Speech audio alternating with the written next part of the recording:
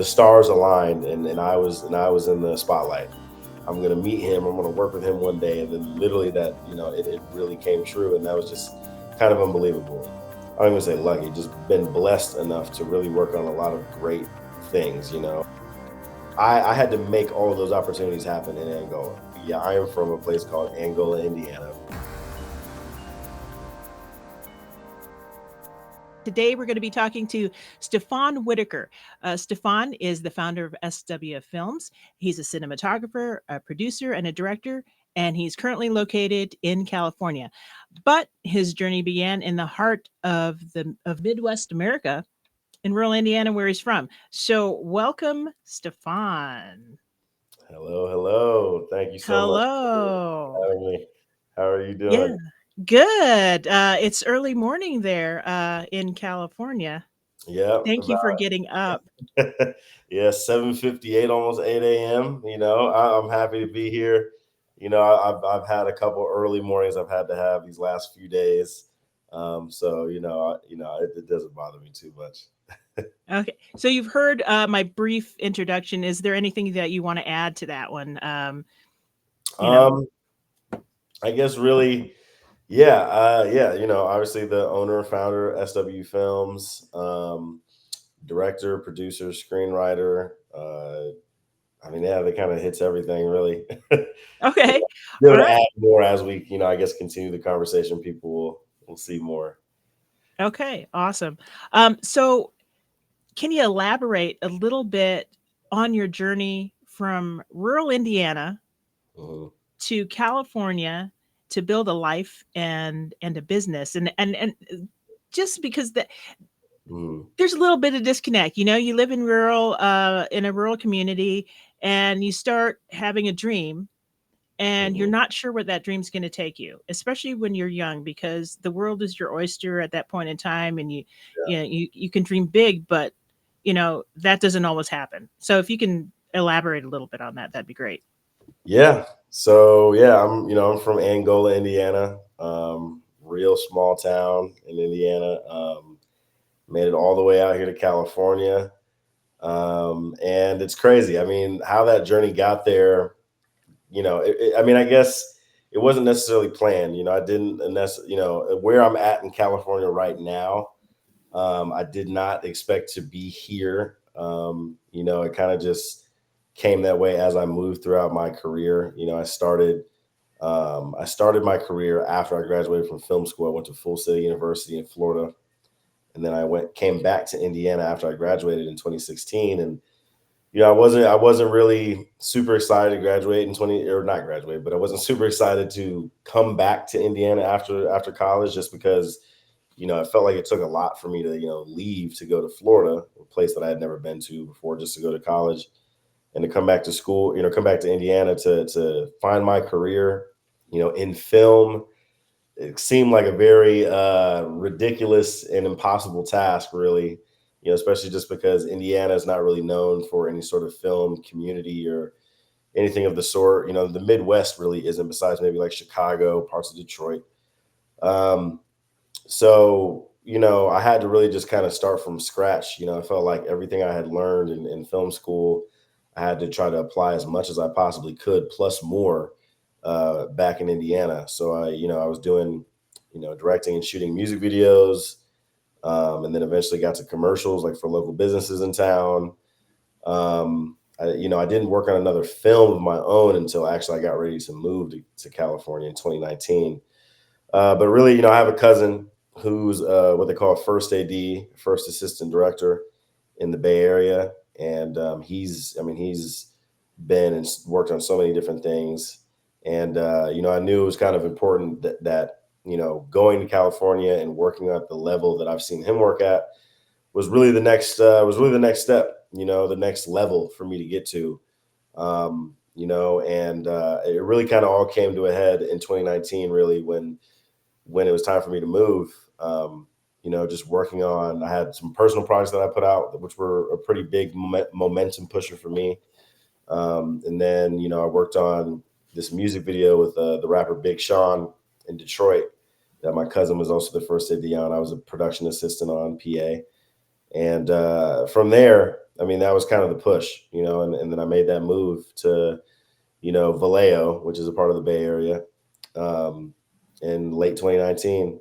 And of course, what was to follow, I didn't expect, obviously 2020 and all that stuff, but the journey was definitely underway. As soon as I got home, to California, I started working pretty quickly on different things and learned a lot in that first year in California for sure. So it was a difficult journey, but a journey that I'll never forget. A journey that to me always is so important, to me, and I feel like to inspire other creatives and other anybody really. I mean, it's just the journey has been one that I'm very proud of for sure. So, are there some things that maybe are inherent in part of rural America, the culture, the lifestyle that you think have contributed to your success in right now in California, work ethic, those kinds of things? Is there anything? Yeah, yeah. I think, well, one, I think, it's funny. When I was in California, and I would talk to certain people when I first got there, and I would let them know, hey, I'm from Indiana, which I say that a lot. I say that more often than people think. Like, I let people know, like, yeah, I am from a place called Angola, Indiana. Of course, most people have not heard of it, but they're always like, oh, you're from Indiana, and also there's a lot of people in California that are from Indiana too. Actually, I mean, I've met Really? some different actors and filmmakers who are from Indiana, and sometimes they're from all over. But some people know about. Of course, a lot of people will know about Fort Wayne or Indianapolis, and other places, and sometimes they even know about Angola. I've met one person who has heard or known about Angola, which was pretty surprising. Wow. But I usually let one thing to me. I think that made the life of living in a small town help in my journey. I think was just the hunger of being in a small town and not maybe getting to have some of those quote unquote privileges that a lot of people in those cities have. Like, I would speak to people who, grew up in like San Jose, California, or Oakland, or San Francisco, or LA. And I feel like they have maybe a different trajectory than obviously people that may grow up in a town that nobody's ever heard of, right? So, like, I feel like for me, just being from a small town in a smaller pond, right? I just felt like I was more hungry, more willing, more ready to go do things. And I think people who grew up in that big city environment, not everybody, but some people usually will have some of those opportunities already at the doorstep. When they're looking for it, and back home, when I moved back to Indiana, I didn't have there was no opportunities ready for me there. The only opportunity really that was ready was just things that I was, quietly kind of, I guess, creating. I'd already been starting to shoot some music videos. When I was still in school, I would like, go back for like spring break, summer break, winter break, and go shoot some music videos with my cousin, who was a rapper at the time, and then another rapper that out back in Angola too. And I would just shoot music videos for them. And that was the only opportunity I had. Which it's like I'm working with another individual who's kind of in the same boat as I am, that doesn't always have the funds ready to just get up and do a music video. So I had to just really do as much as I possibly could to put myself out there, to for people to see who I was, and for people to take me seriously as a filmmaker. Because we could probably get into it later on in the podcast, but there was a lot of people that doubted me for sure when I was announcing that I was getting ready to go to film school. It just for a lot of people, just people didn't believe that was a thing that could happen.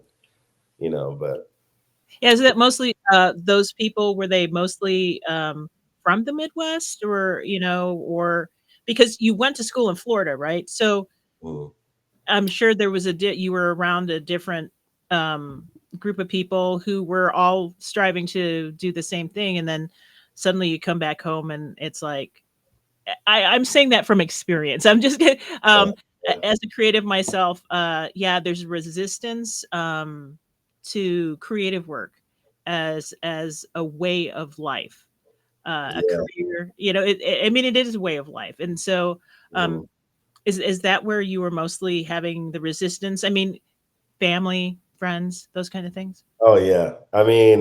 like no, but when I was out in Full Sail, like the friends that I had, I mean, a lot of them were from Florida, or like one of them was from New York, and one of them was from like I think DC, Virginia area, the DMV area, and like they, obviously they they didn't really understand my thoughts on my hometown. I remember actually, I don't remember it vividly, but I do remember parts and pieces of me having like a huge rant about about Angola to my friends about me having to go back there after college, because everybody was talking about what they were going to do. People were like, "Oh, I'm going to move to LA. I'm going to do this, do that," and I wasn't one of those people that could say I was going to move to LA, just because I, didn't really pay attention to what prices of living in LA would have been like, or anything like that. So I just, it was just the best move to go back home, And when I graduated, I remember my family came, they all drove down to Florida to, be there for my graduation. And then it's like the day after graduation, we had to hurry up, pack up, and get ready to drive back to Indiana. It was a very weird feeling, And when I got back to Indiana too, it was very like dreary, and it was rainy, and it was, very gloomy. It was just, it fit the occasion of how I was feeling.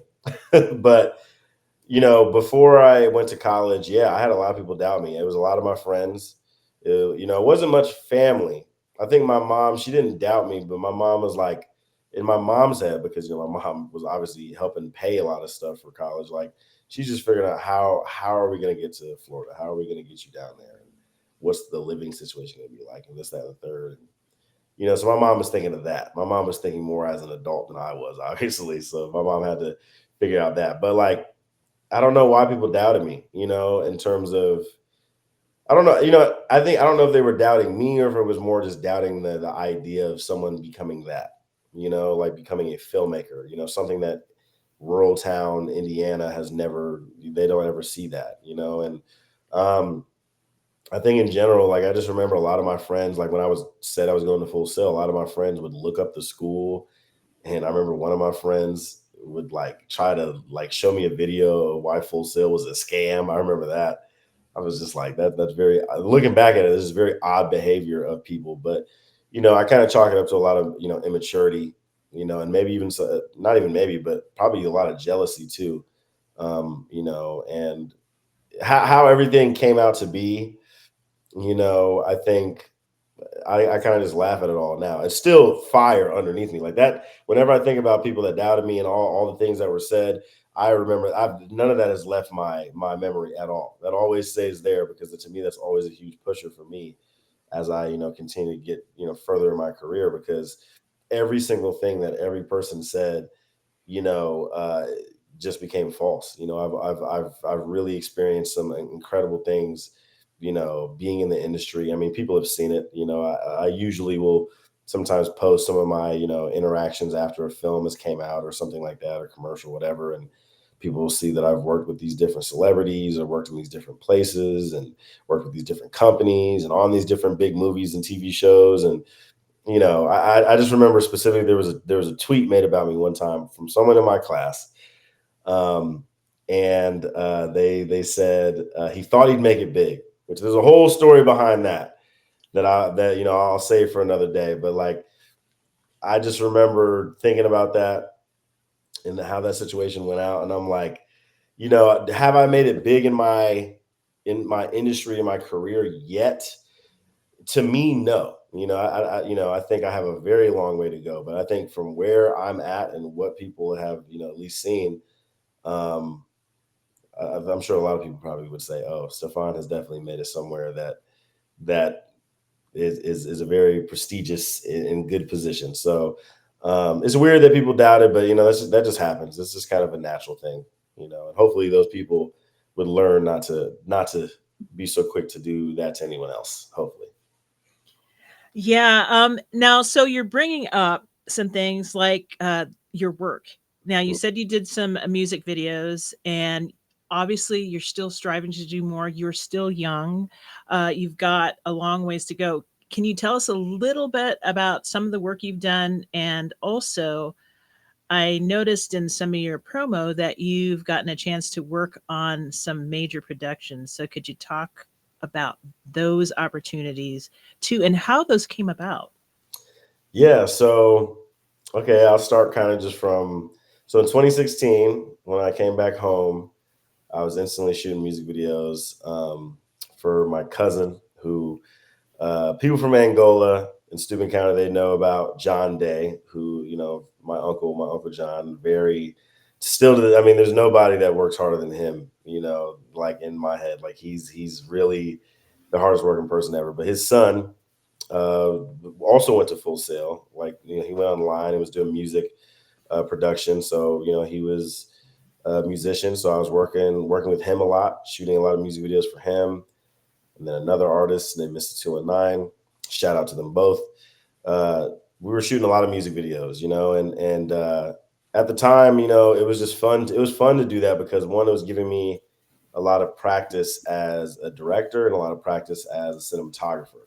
I do not necessarily, go by I don't really go with the cinematographer title, only because the cinematographer title holds a lot of responsibility and lots of skill that I, as an individual, do not hone. But at the same time, I do um, I do know a little bit. I do know enough to be a great DP for my projects, great director of photography for my projects. So 2016 was really just doing a lot of music videos, and then I tried to also book, kind of get out of my comfort zone by doing a little bit more things, in terms of just doing projects at a higher level. I remember I did a music video for Mr. 219 and a music video called Emo, and that video really kind of blew up in that music space in Angola / Fort Wayne, to the point where a lot of people started to figure out who I was, and from there, I started to get a lot of different conversation and communication with people, but I kept working with the same two artists really, with those, my cousin and then 2 and 9. I started working with them a lot. Um, so I didn't really branch out from doing music videos until 2017, when I did my first commercial with We Hop was in town in Angola at the time. I shot the We Hop commercial, and that was a pretty big moment for me. It was a lot I had to learn, working with a business owner, and also just working on a commercial, different run times too, music videos obviously is as long as the song is, but commercials a lot of the times that has to be like 60 seconds or less, 30 seconds, 15 seconds, stuff like that. And that was just a great opportunity. And then from there to start to get more commercials as 2017 to 2019 kind of went through, and commercials kind of became more, and now, like nowadays, like commercials is kind of more my bread and butter, when music videos used to be that. But music videos kind of drained out because, I think with music videos, it's very, there's different relationships you have to build with different clients, and with musicians, that relationship is always, to me, it's always been a tough one, just because of egos and things of that nature. But with business owners, a little bit more straightforward. But as far as like the big projects I've worked on, I mean, there's a lot. I mean, I'll say what I'm working on now. I'm working on there's a TV show called Ted, which is about the little talking bear, Seth MacFarlane, the creator of Family Guy and American Dad and Ted. He, had a TV show. I worked on the first season for like 2 days, but on this second season, I've been working. I'm a day player, working just kind of whenever they have bigger projects. But I've been working on this a lot. Um, that I got on with Ted just kind of just through mutual connection. I had a really good friend who worked on the first season, and I know some of the ads on the second season, so they brought me on for this, which is great because of how slow the industry is and how little there is things going on in the industry. It's good to be able to work on something kind of full time, or in this case, I guess every other, at least a couple of days each week, is good. And then I was working on a movie right before this with Paula Patton, Keith David Williams, Loretta Devine.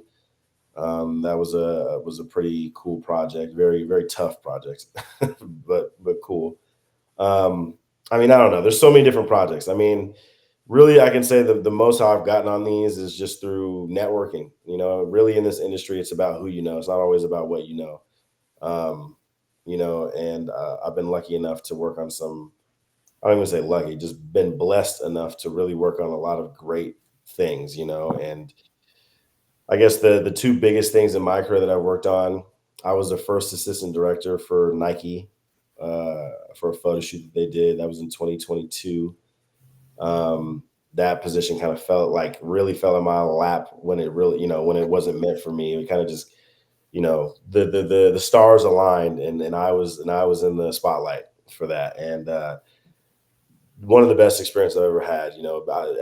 I'm basically, as an AD, you're leading the entire production, each day, and to do that for a prestigious company such as Nike was definitely something I was very nervous and scared about, but it was great. The payment was incredible. Everything was fun. I had a great time with that. And then the other really good, other big production for me was I was the second, as they call it, the second AD for Kendrick Lamar music video that he had with his cousin Baby Keem called Family Ties. Went on to become a huge music video, huge song. Won some awards at like the maybe at the MTV Music Video Awards, just a bunch of different awards for what it was. And that was a very huge project as well. That was another position that kind of just came, just stars aligned, and there I was in the spotlight, ready for that one. And of course, Kendrick Lamar is one of my favorite people, inspirations in ever. And to be able to, I remember when I was in Angola, maybe a senior in high school, talking about I'm going to meet him, I'm going to work with him one day. And then literally that, it really came true. And that was just kind of unbelievable, and I think that just happens for a lot of the stuff that I've worked on. Sometimes, it just aligns like that. So lots of big projects, honestly, but yeah.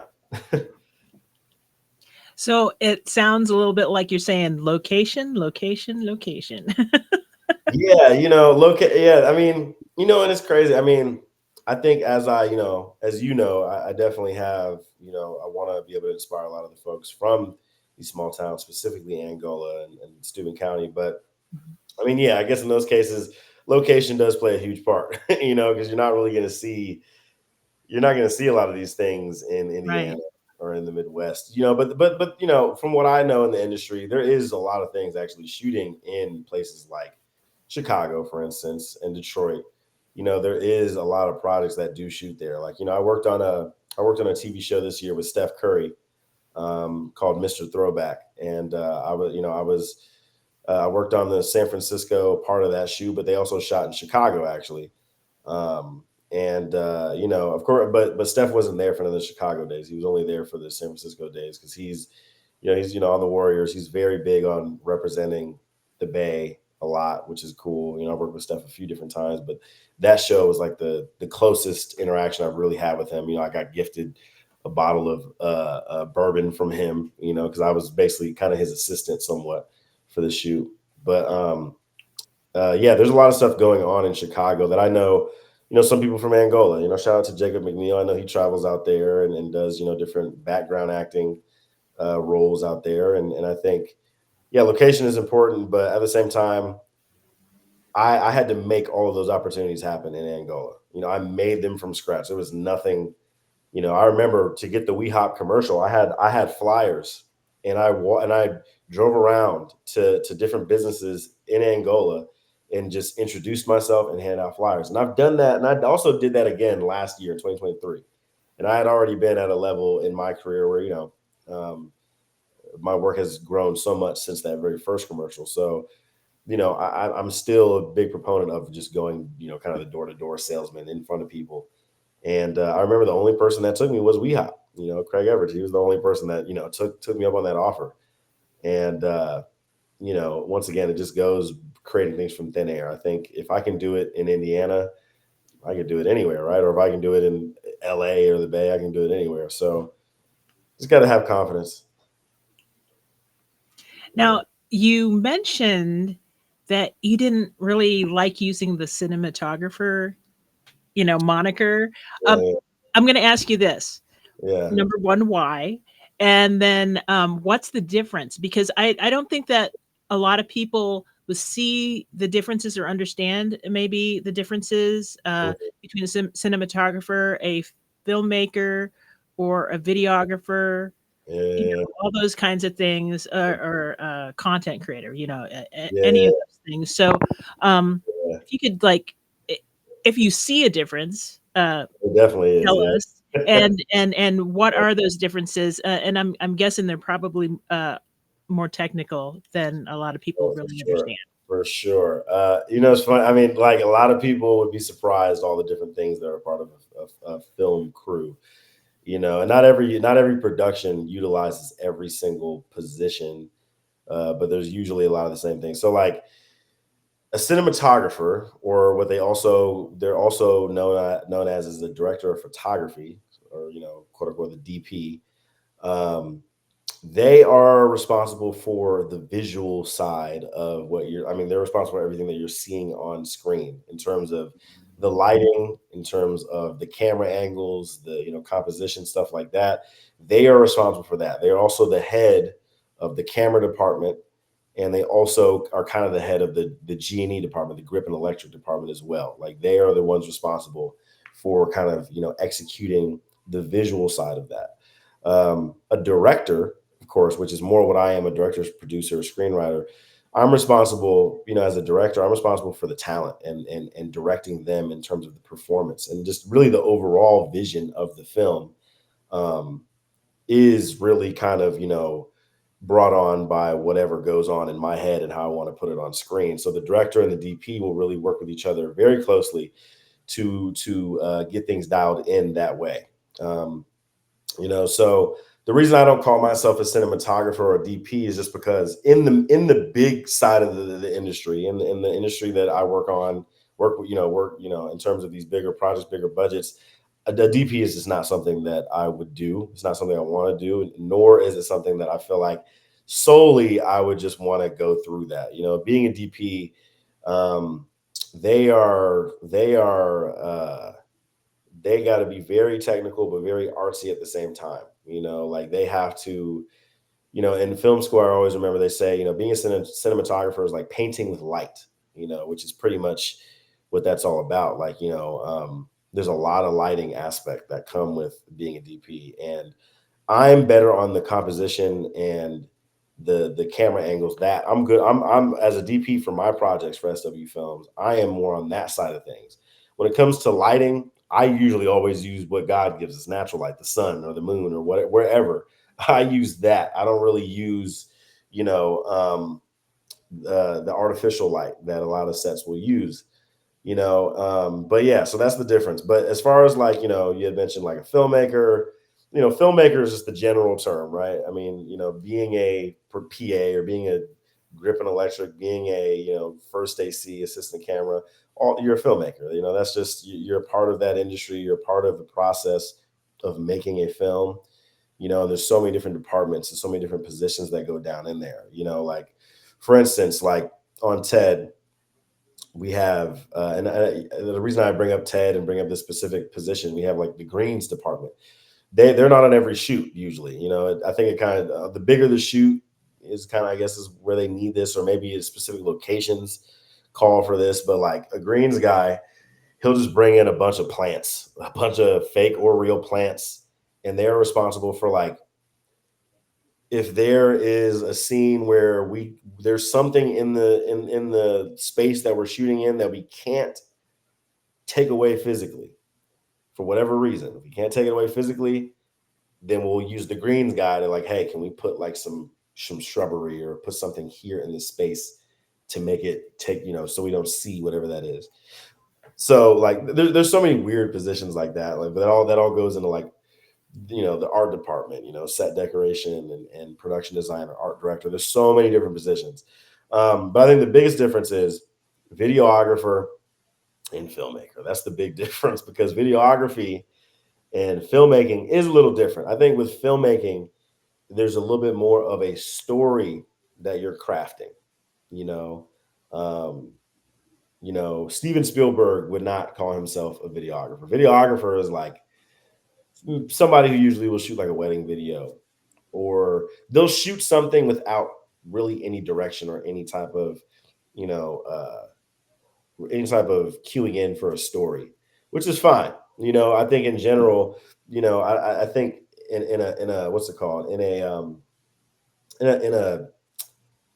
I don't know, in a business space, sometimes filmmaker is not usually always the term. Sometimes videography, you might have to go with that, depending on, like, if you're applying for something, or, any kind of information of that.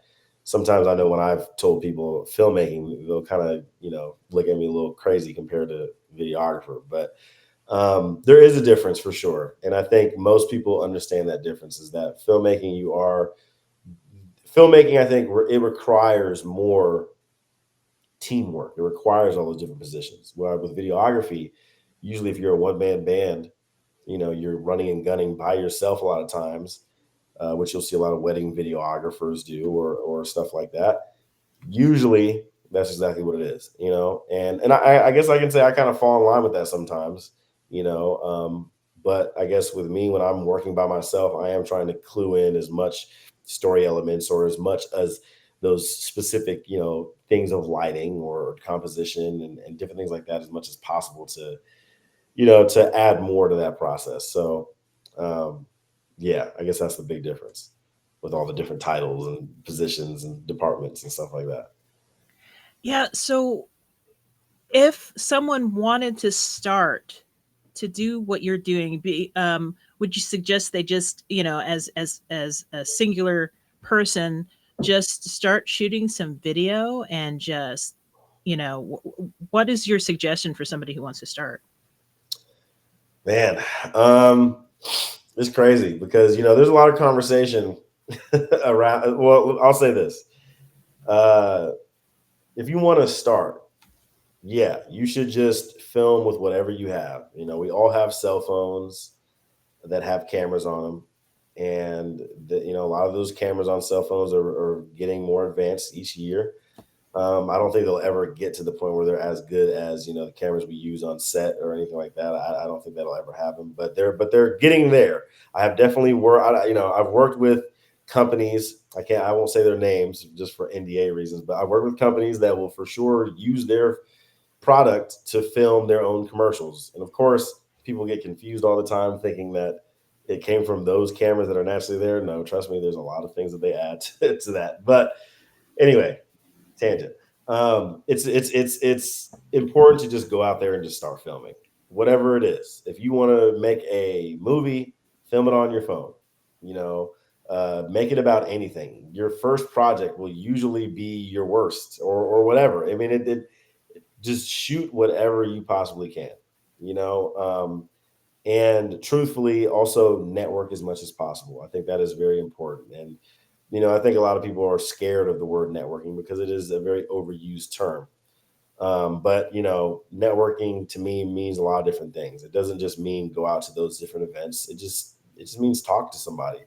Talk to somebody about your passion. Talk to somebody about the things that you want to create. Talk to somebody about collaboration, and stuff like that. And that's how those things can get built. Whether it's with someone who wants to be a cinematographer, or someone who is a grip or an electric, or an art director. Like, talk to people. But I think if you're from rural town, small town Indiana, just start filming what you can, and just do as much research, educate yourself as much as possible on just what filmmaking is. I think it's very important to understand, even at the smallest level, to understand what the bigger side of the industry does. Just that's what I did. I obviously I went to film school, so when I came back to Indiana, I took all of what I knew and added it to my repertoire of these productions. And to me, that's what made me, I feel like, stand out compared to some of the other people that was out there filming in Fort Wayne and in different areas. It just I tried to make it. I tried to emulate as much as that process as possible. And even when I come back and and direct, usually for a lot of my productions, I have a smaller crew, like skeleton crew, but I always 100% try to add every single element of the film, of that process that I've been on these bigger productions to these smaller productions. You know, but if you're trying to get into the big industry side of things, in terms of that, I would say networking is going to be your most important thing. and you're always going to start out as a production assistant, usually on set. Being a PA, yeah, there's so much to being a PA that I'm just not going to explain right now. But like being a PA is as simple as, just telling somebody that you have an interest of being on set, you want to be on set, you want to learn, you want to be able to help out. And if you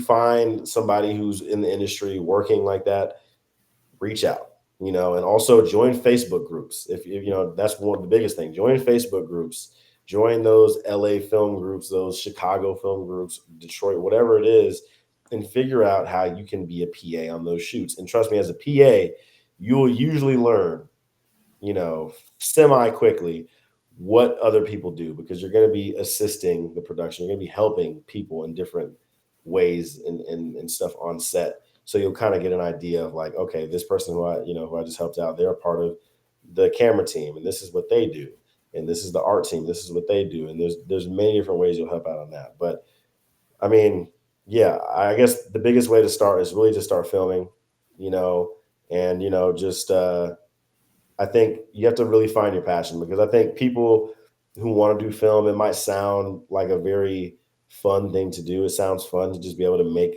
videos and get paid for it.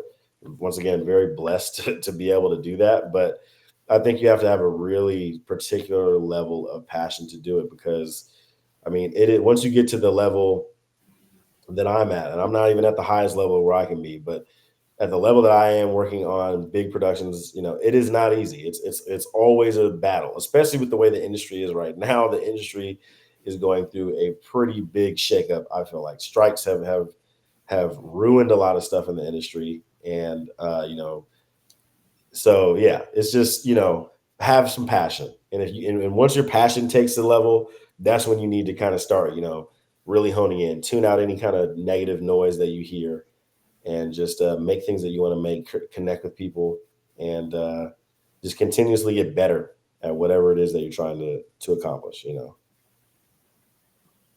Well said. Well said. Um, so just do it, right? That's the big. That's one of the things. That's not a brand. I'm just gonna say that out loud. Yeah.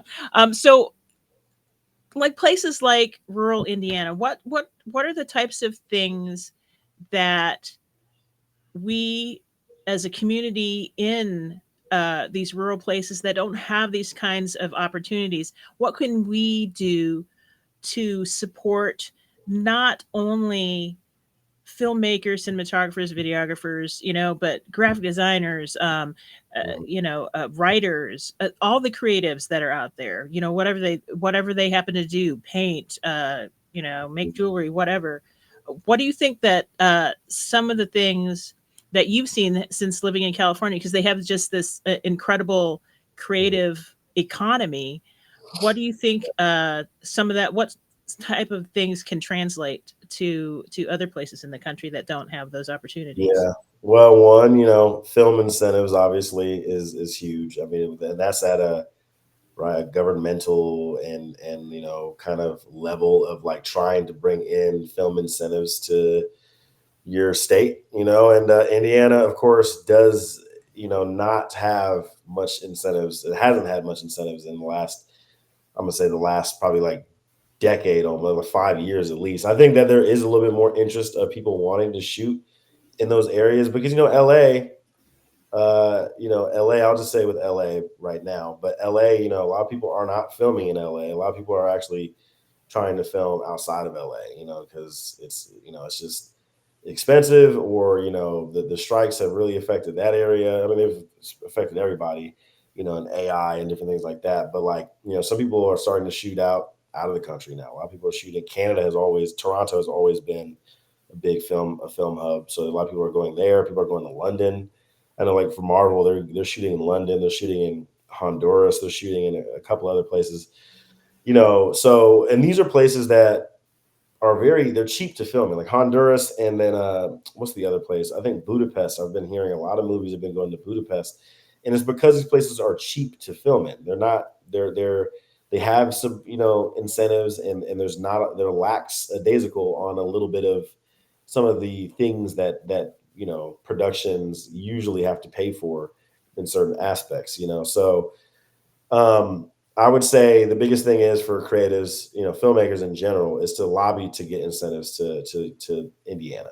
Really lobby to get those incentives in the state, because without those incentives, you're never going to see a super big production shoot an entire film there. It just won't happen without the incentives. But at the same time, the ways that people can also support just other creatives and things of that nature, is one, just to be more, I want to say, be more present in terms of what your work is, what your maybe your business is a part of that creation, and also just find ways to do things for and in the community. Um, and that's something that I'm kind of working on right now with my company. I'm kind of on like a what I would say like a I'm kind of on a hiatus a bit with my company, because I have kind of relocated in California, and I'm creating a bunch of things right now to be ready for my post hiatus. But one of the things I know that I'm working on is doing more community things, which we've talked about before on a separate occasion. Like, I'm trying to do more events, that showcase and sponsor SW films, but also just so I can be able to get a hold of the creatives, from Angola as well, and be able to give some of my knowledge and my insight and experience to them, to help motivate them, or to be hands on a little bit more with folks. And I think that's so important, is just being present, communicating well with people in the community, and communicating to the point to where your work can just be seen, hopefully in a bigger platform. Like graphic designers, it could be creative for graphic designer. It was like, yeah, I created the logo for this new tech startup or something that's happening in Indiana or in Fort Wayne or wherever you're at. To have that experience, that comes by just being to put you have already have put yourself out there in a certain kind of way. You reach out to people, and we a lot of people have social media. Social media is a weird thing for a lot of people, because some people look at it as like a very toxic and a negative space, and it 100% can be. But it also, we are responsible for what we let in and what we see each day, truthfully, on social media. So it's like, use it as a tool. Social media is a tool. Use it as a tool to promote your creative work and your business and things of that nature, to help you get out there. I think a lot of creatives really, there's a thing about not having enough financial support as well. So, spend money on people too. Spend money on art, art pieces. Spend money on that commercial. Like, spend money on that commercial. Spend money on the photos and things of that nature. Like, just it's best to be out there as much as possible. It's best to be, support other artists as well. If you're a photographer, go support that graphic designer. If you're a painter, go support that videographer, that musician, whoever it is. Just be out there as much as possible, and just don't and just do not be afraid to create things from scratch. It does not matter if there's no opportunities in your town. Literally, you can make it up. I mean, there's no excuse for that. I did that, and I continue. There's a lot of times I still come back to India and I still do that. I still have to create things from scratch. Like, even when I make a movie, like, I'm in the process of doing my next short film currently, as I'm working on all these other things. And all of that is a create from scratch. It's literally everything that's in my head, and writing it down and doing the planning that is necessary for a film, to eventually go ahead and put that on screen. So it's just be in a small town. You have to have a little bit more passion, truthfully, to really start putting things together like that. But just be present, support other artists, use social media to the best of your ability as the tool that it is, to help promote yourself, educate yourself each day, and just, network, communicate with people out there in your hometown. And because, once you do it, you never know, somebody will take you up on it, and small towns usually are made up a lot of local businesses. And that's kind of a different battle in itself. But local businesses understand what it's like to create things from scratch, and some of those things. And then of course they're going to need some of those other elements to their business that they can't necessarily do themselves. So yeah. Yeah, what do you say to creatives? It almost seems like creatives nowadays have to be generalists in a way, because now they have to know a little bit about, taking video, they got to know a little bit about copywriting, they got to go a little bit about graphic design.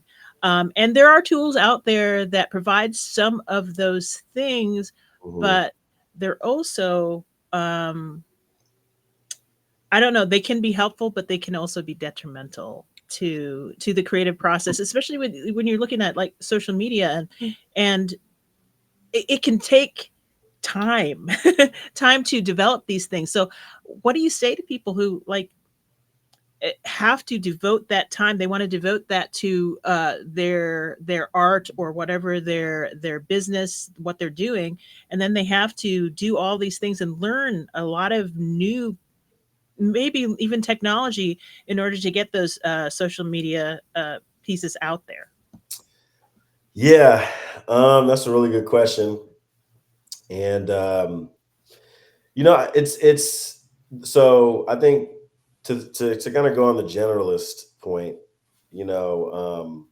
I think there is definitely a couple things that I think every creative has to learn, and I think social media is one of them. And I would say with social media, the biggest thing that you have to know is, of course, you just have to know your business, or know whatever it is that you're, because not every creative has necessarily a business. But I am a huge proponent of creatives making a business out of their creativity. I think, you know, no offense to the hobbyists, but I feel like, I think it is important to for the time and energy that you're putting into some of those things. It would be great to have some sort of compensation, whether it's not money or anything, just some sort of something that's filling your cup, whatever that is. But I'm a big proponent of turning that into a business, because a lot of people don't believe that you can make money on as a creative anyway. So that's one of my big reasons. But I think in general, you have to understand social media, which can be tough depending on what you do, because as a filmmaker, there's ways that I can promote myself online that a painter or a graphic designer or a musician, there's a little bit of different ways of doing that. Even though there is a couple, similar things, like there's of course the video side of social media. There's TikToks, which I've recently gotten on TikTok. I've been, I finally got on there just because I realized that it's important to get onto those different platforms. So you should also understand the different platforms you should be on, and just the different ways of that. But I think in general, no matter what it is, I think if you are calling yourself a musician or a graphic designer or a filmmaker, or anything of the sort, yes, you might have to know a little bit about this and that to kind of market yourself, or to maybe add a little bit more, a bit to your repertoire. But I think it is important to stay primarily focused on whatever it is that pushes you the most, or whatever that you are honed in on the most. And I've always been on that. Like, I've actually, I made an album, like a music album, once in my lifetime. An album called No Sweat Pimp. It's all over, wherever you find music, Spotify, Apple Music, anywhere. And I made that album for 2 years. After, it was like at the end of 2016. So I was out of college. I was back in Indiana, constantly working on this album for 2 years until 2019 hit. And I've been having this interest, actually. I've been wanting to do another album, because whenever certain things happen in my life and certain things go on, I feel like music is a great way for me to reflect or put out certain emotions that I probably wouldn't do as much in settings like this, or maybe just in general. But at the same time, I don't want to be. A lot of people know when I promoted that album, I said I'm not a rapper, because I was rapping and singing on that album. And I would just continuously say that, because I'm not. I truly am not. I'm not a musician.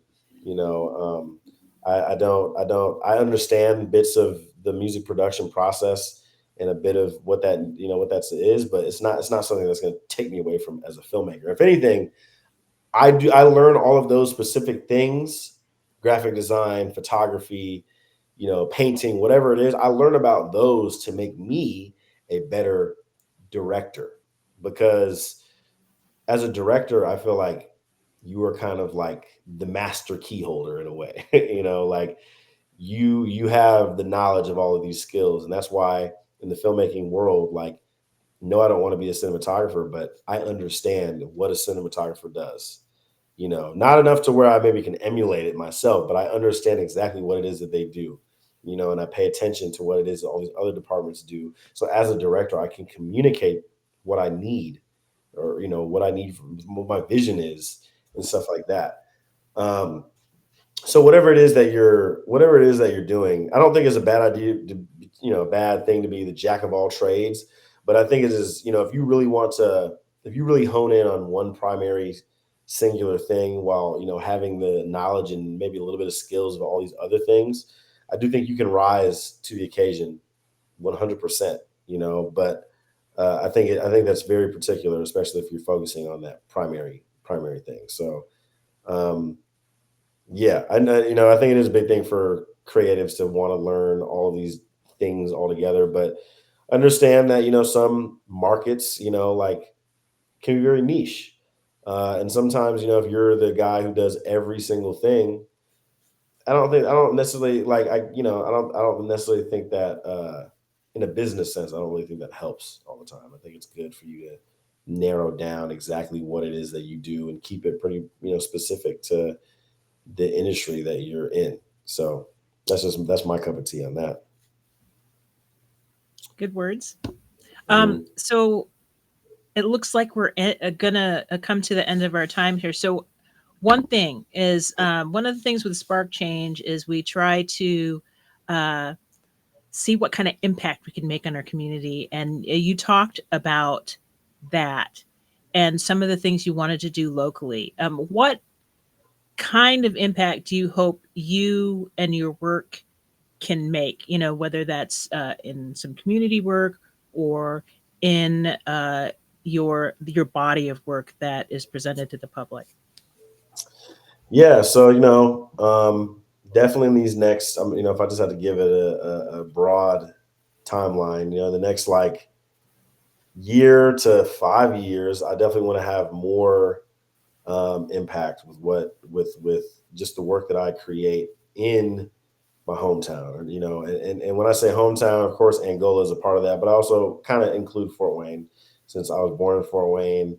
I have a lot of connections there, and a lot of that's where I was mainly working when I was, when I was living back in Indiana. But um, I have a lot of different things that I want to create to bring the community together. And I know for these next few films that I'm kind of in the process of, I do want to have very particular events, or very particular moments, we'll say, around them, that is able to like bring the community together for a bunch of different things.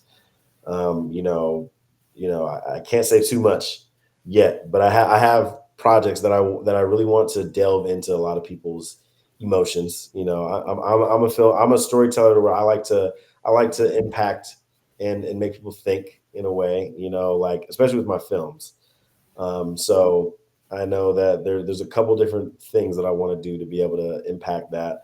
But in terms of just like, speaking to the community of creatives, and back home, I really want to be able to, as we spoke, kind of bring together a group of folks, and just get to know each other. I think uh, small towns who have creatives, Angola, Steuben County. I think a lot of people just don't know about each other, and people don't know who people are, and they don't know what work. They don't even know what types of art gets created in the town, in the in the county, or anything like that. And I think it's just important to be able to network and bring people together, so there's a bit more of a camaraderie, and a bit more of a collaboration that can happen. And I think that's so important, because, like I said, me growing up out back home, I never seen that. I can't tell you any creatives that I'd necessarily seen growing up in Angola. I didn't, there's nobody that stuck out, to me. Besides maybe, there was Taylor Zank, who's a rapper from, Angola. Shout out to Taylor. But like other than that, I didn't see much. Didn't see a whole lot of other people besides myself, and then maybe some of the folks that kind of I was working with, the different musicians and people who were interested in filmmaking or photography at the time. So different events, different kind of groups, social groups to to start making conversation happen. And of course, I mean, out of anything, it is for me the work is the films. It's always been no matter where I go to in my career, no matter if I'm working on a project with Leonardo DiCaprio or Will Smith tomorrow or whatever, working with Seth MacFarlane right now on Ted or anything, I always want to be able to do a film, like a feature length film in my hometown. And I'm very picky. I'm, as an artist, I'm very sensitive about my work and I'm very picky as well about what I want people to see. And the reason I say that is because there is the Brokaw in Angola, the local theater there. I will say that the next few short films I have, I will not be premiering those at Brokaw. And the reason I say that is because I want to save that premiere for like the feature length movie, the bigger movie. I want to save for that particular moment. I don't want to squander or waste a moment. And not saying that these other films that I have aren't going to be moment worthy. It's just that my feature length movie is the one I want to do. And I know I've been writing actually this feature that I want to shoot in my hometown for the last 2 years now. I think it's been 2 years. It's definitely been 2 years now because yeah, it's been a while. But the script is like semi done. I got to do another draft, but I want to involve people in the community. I want to bring people together to be a part of this film. In ways that is needed and that's works for the story. And I want to shoot most of it out there. And of course, the ways that people can support me. I mean, one, I just need to kind of start having the conversation with folks, but really, I just need the budget. I need the budget. Well, if I get the money, if I have the money ready to go, then I can make this movie tomorrow, or not tomorrow, but I can make it soon, next year. So Well, that yeah, sounds great. Well, make sure you contact me before you start filming and stuff, and no, you know, absolutely, that'll be that'll be exciting. I think it'll be yeah, exciting for town too. I think anything that creatives can do yeah, to enhance where they came from, where they live, it helps that place uh, move into the future, move into this aspirational mode where you can see where you could possibly go exactly. in on many different levels. And and on that, I just want to ask you: do you think that your that Angola has changed a little bit since you've left? Absolutely. Can I say that it's changed in like a creative space or anything like that? I couldn't. I can say a little bit actually. I mean, just from the work that I know that you've been a part of by getting like the different monuments and things, the sculptures and stuff like that out there on the mound. I mean, that one just adds that gives more a little bit of value to that space downtown. I think you know what I mean. Like I would always see stuff like that like Fort Wayne or other towns. So it's like, why not? Why can't Angola have that? Like, I think that was a big thing in terms of creative and more of a in a marketing way too. Just to kind of give a little bit more characteristic to that space. The mound and everything. But at overall creative areas, I mean, I can't necessarily say that I've seen a lot change. The most I've seen change in Angola is just the diversity.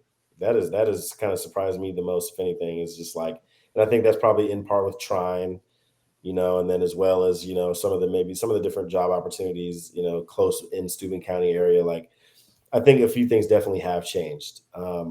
But can I think there is more. I think there's as the community grows, I think there is very important change to happen. And I think I think the creative space is a huge part of what should be a part of the big change in the next 5 to 10 years for Angola. So absolutely, it has changed. I think it's much better than what it was when I was growing up. I think there is more opportunities for people, but just not in that creative space all the time. You know, but absolutely, I think it's definitely been going in a good place, and I think in general it can only get better, and it just takes, a couple moments, a couple opportunities, a couple collaborations to really to start kicking those things off. It takes a Absolutely. community. It really does. Yeah, Yeah. So I'm gonna say thank you, but I want you to hold on afterwards, after we end the recording. yeah, Um, so hold on real quick. yeah. Okay.